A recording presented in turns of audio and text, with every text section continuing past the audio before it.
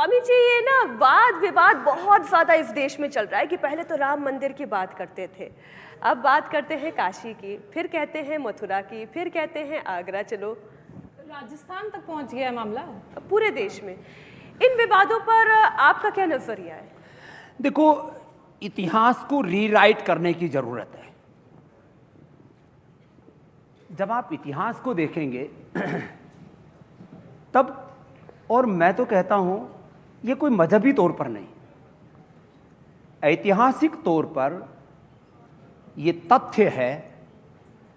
और मैं तो कल इंडिया टीवी का एक प्रोग्राम देख रहा था और उसमें आधे इतिहासकार मुसलमान थे, आधे हिंदू थे जन्म से। ऐसे तो सब इंसान है, मैं तो इंसानियत को मानता हूं, लेकिन दोनों ने ये स्वीकार किया।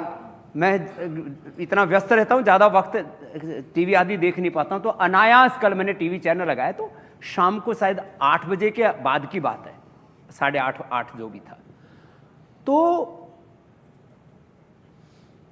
कितने ऐसे बड़े प्रमाण हैं, पूरे उसके आर्कियोलॉजिकल एविडेंस है, उसके ऐतिहासिक दस्तावेज के एविडेंस हैं कि इस देश में सैकड़ों मस्जिदें तोड़ी गई और उसमें सबसे बड़ी क्रूरता औरंगजेब ने की।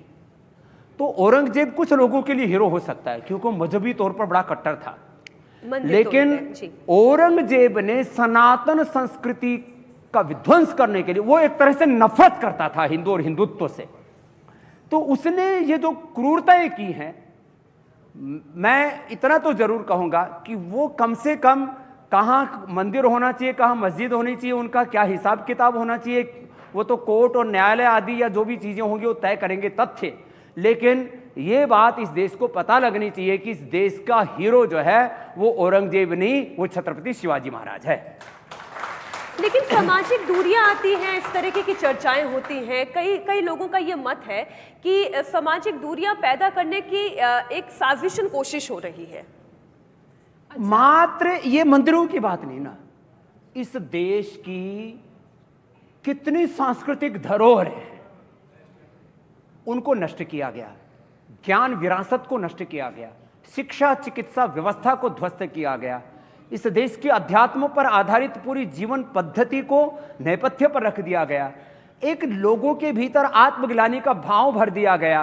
तो ये सारे जो तत्व हैं, मैं एक तत्व की बात नहीं कर रहा हूं, खाली मंदिर मस्जिद की बात नहीं कर रहा हूं, इस देश के सनातन वैभव की बात कर रहा हूं।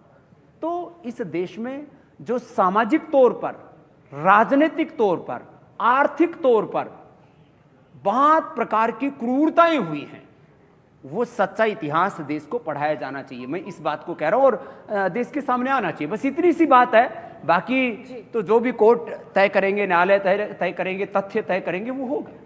स्वामी जी, मैं आपसे ये भी जानना चाह रही हूँ, बहुत सारे लोग लगातार, चाहे आज की चर्चा की बात करें या जो हम टीवी पे चर्चा करते हैं, खासकर इस मुद्दे पर, काशी की बात करें, ज्ञानवापी की बात करें, मथुरा की बात करें, लोग कह रहे हैं कि हमारे प्रधानमंत्री इस मुद्दे पर कुछ बोल नहीं रहे हैं। तो आपको क्या लगता है कि जब मामला कोर्ट में विचाराधीन है तो एक राष्ट्राध्यक्ष का इन मुद्दों पर बोलना ठीक है?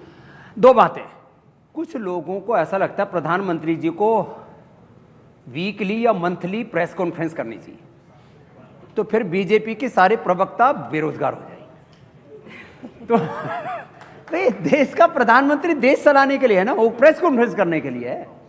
तो दूसरी बात, जो ये इस तरह के जिनको लोग सांप्रदायिक इश्यूज कहते हैं, मजहबी मुद्दे कहते हैं, या ऐतिहासिक तथ्यों पर आधारित कोई बात चलती है, तो देखो ये सच है कि यदि कोई बहुत बड़ी आफत आए जिससे कि सामाजिक समरसता भंग होने का खतरा हो, यदि कोई तथ्य सामने आ रहे हैं तो उनको अपने कोर्ट को अपना काम करना चाहिए, जो उसके अंदर एक पूरा शासन तंत्र है उसको अपना काम करना चाहिए, प्रधानमंत्री जी को अपना काम करना चाहिए। हर बारे में प्रधानमंत्री को ही बोलना चाहिए, ये कभी भी न्यायोचित नहीं है। हाँ, यदि कोई बड़ा मुद्दा होता है तो प्रधानमंत्री तो बिना कहे बोलते हैं। इंडिया टीवी हर वक्त हर जगह डाउनलोड करने के लिए सर्च करें India TV news Google play store या ऐप स्टोर पर।